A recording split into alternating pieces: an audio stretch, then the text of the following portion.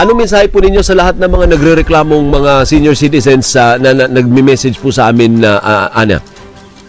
Opo, sa lahat po ng ating mga minamahal na mga lolo't lola, nandito lang po ang NCSC. May website po kami, pwede niyo po kami puntahan sa www.ncsc.gov.ph.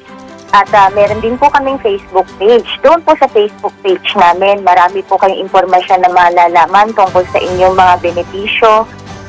Doon ay pwede rin po kayong manood ng mga aming previous episodes para po, alam niyo po, lamang ang may alam. Kapag ka po tamang impormasyon na nakukuha po natin, ay mas empowered po ang ating mga lolo't lola. So kung may reklamo rin po, pwede rin po kayong mag-email sa amin. Naroon din po sa aming website. Pwede rin po kayong mag-post ng inyong query.